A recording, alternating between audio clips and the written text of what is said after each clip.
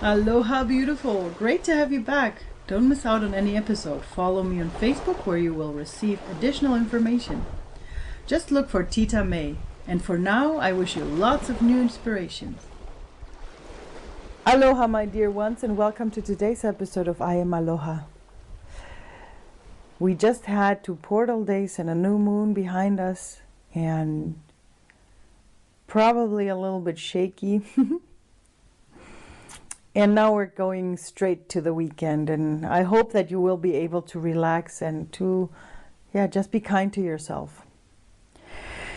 For today's topic, I wanted to dig into our ancestors. On one hand, I wanted to talk about the ancestors that we have, meaning the older generation that is there for us right now. Because I know that sometimes being the younger generation, we are in a position to be changing a lot of things right now, and a lot of movements, and a lot of things are going on, and a lot of fears are drawn away, and a lot of boundaries and walls and commitments and things are being torn away, because there's a huge revolution going on right now.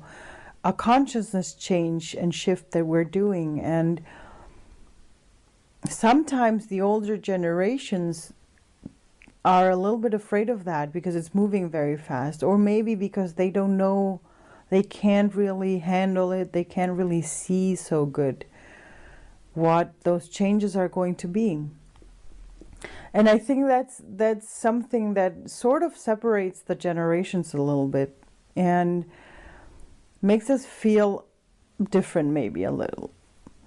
But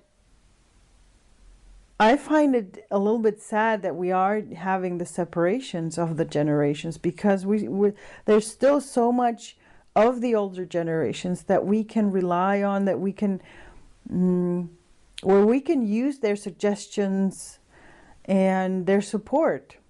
And sometimes it's just taking the time to explain things, and suddenly you receive such a big thing out of it, because there's still, because they have so much experience, they have so many things that they can actually still give us and teach us. And we forget that, and it's really nice to be reminded of that they are there, and that they're there to give us support as well. But the other thing is, I also wanted to speak about our ancestors in general. And in this point, I want to take in our older generations being on this planet, and the other ones that are gone already, meaning really the ancestors that have been before us. Because it's so important for us to realize that all of them, and I mean really the whole world, all of them before us, changed the world so good, in such a good way, that we are now living on a planet, on an earth where the vibration and love and kindness is so big. Even though we're still having wars on this planet, there's still so much love, so much kindness already coming up more and more with each generation. More consciousness of the changes, more consciousness of the diversity that we have. And it's moving more and more forward, and it is because we had a lot of people and humans before us doing everything and making the changes so that now we are here where we are today on this vibration where we can actually allow ourselves to take the steps needed and to make the changes needed to be done for this planet. And that's why it's so important for us to realize that, because even though, if you think about it, if you would want to make the changes that we need to do in our generations right now on this planet 500 years ago, it wouldn't have been possible because the earth, the humans were not ready for it yet. But we are ready for it now. And we are ready for it because of our ancestors. Thanks to them, we are able to live a little bit more free, to be who we want to be today. We have those possibilities because of them. We have the possibilities because of all the inventions that they did before us. And that's why we can actually be very thankful to them. Thankful that they are there, that they happened. Now, some of you might say, well, but on some part it's also fate. It had to happen like this. But still, those energies, those ancestors that we had, played the role that they had to play so that we can be like we are right now. And that's something where we can actually be very thankful to them. Because they did. All of them played their roles. Being it a Martin Luther King fighting for the rights, or being Mahatma Gandhi showing us that there's a peaceful movement that can be done, or even the warlords, the big ones that we had with the big world wars that we had, because those actually showed us a side of humanity that we don't want to have anymore. And ever since, we've been working on it to change that. So even the not so good sides of history, we can be thankful for them because they taught us better to be today. And those are things where we can really be thankful for. And by being thankful, we can actually give it a different kind of energy, a more positive energy. And with that, there's also this point of our ancestors directly, like your ancestors as a family.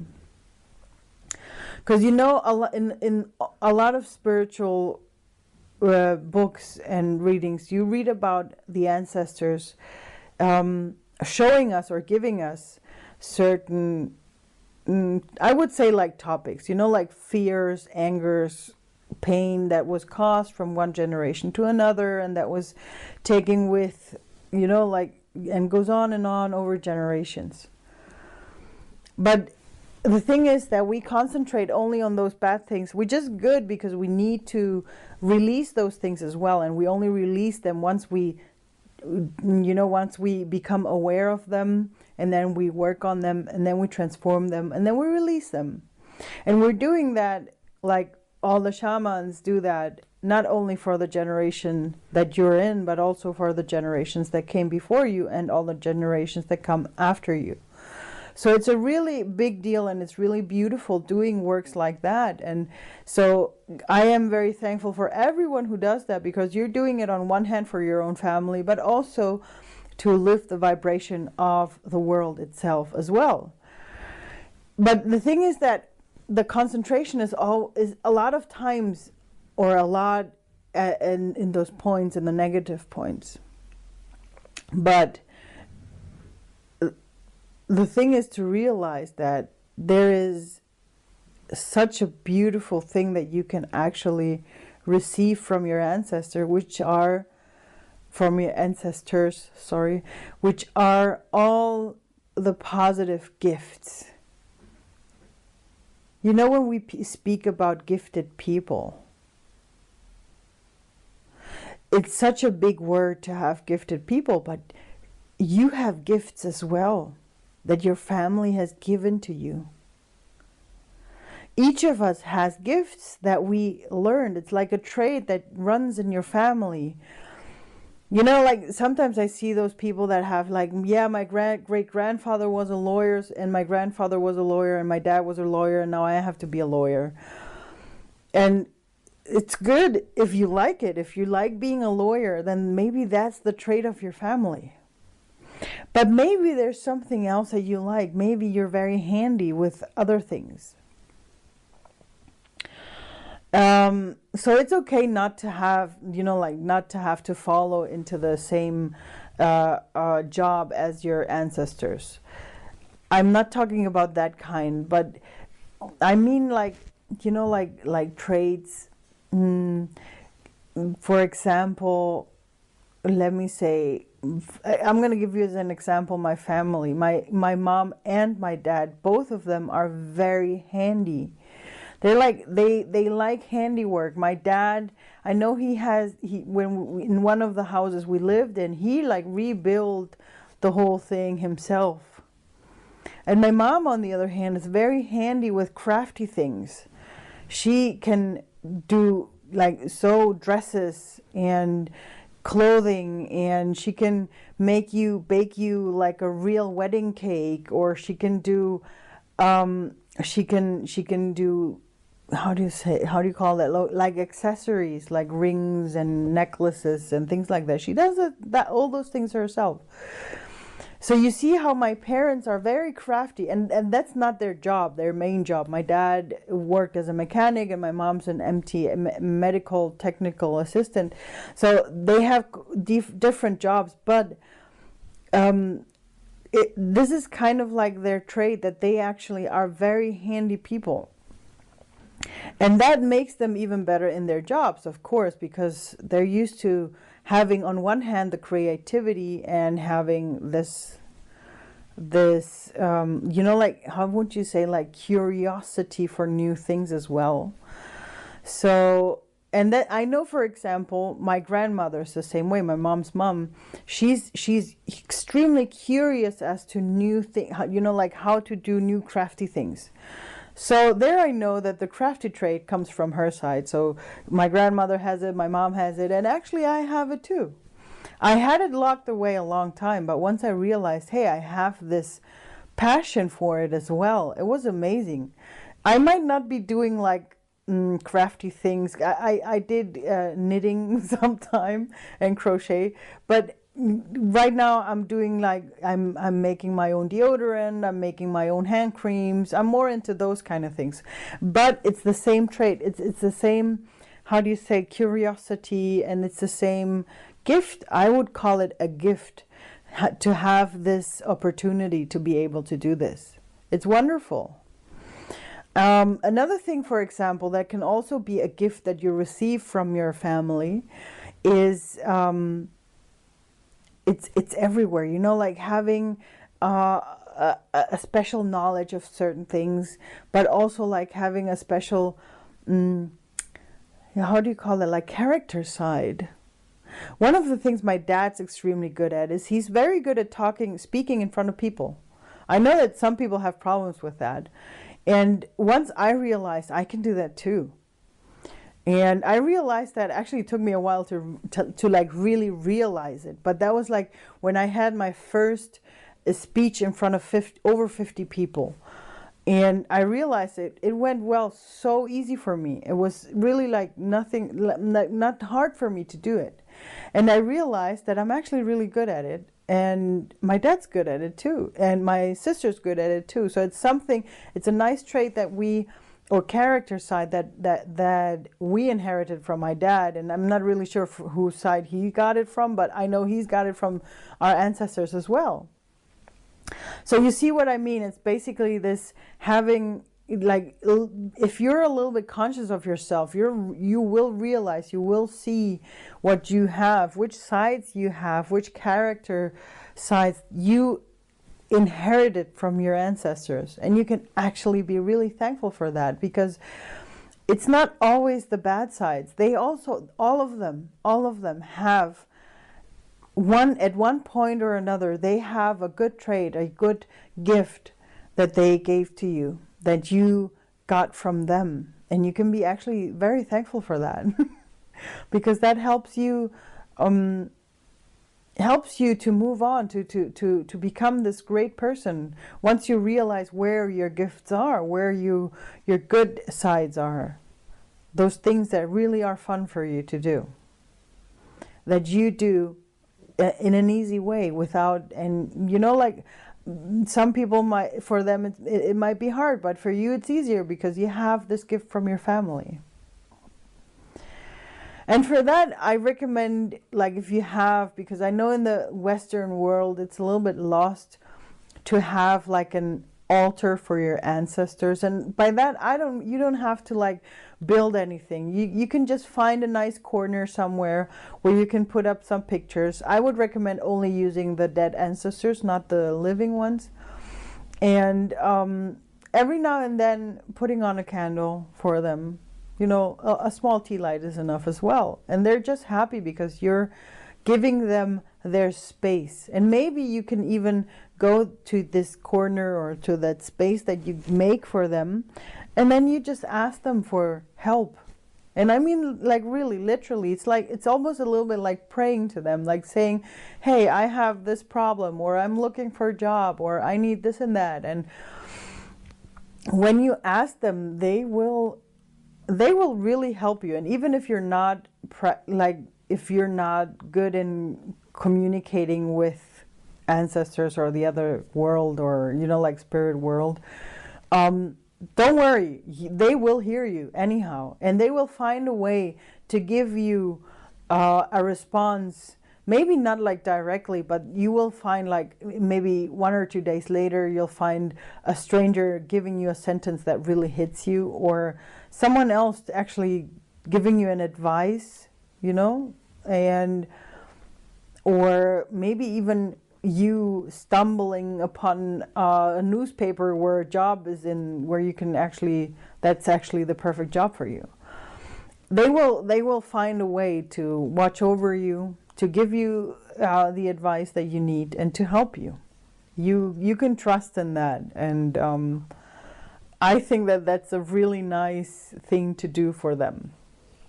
I'm very happy that I have this space for my ancestors. And I mean, for me, it's like, I don't need that space. I can just talk to them by, I don't know, sometimes when I'm somewhere. It's not always at home. It's like when I'm realizing, wow, there's something that I learned from them or that they gave to me. I'm just thankful because they did that for me. And just by being thankful, I give them their space and their energy, and that helps as well.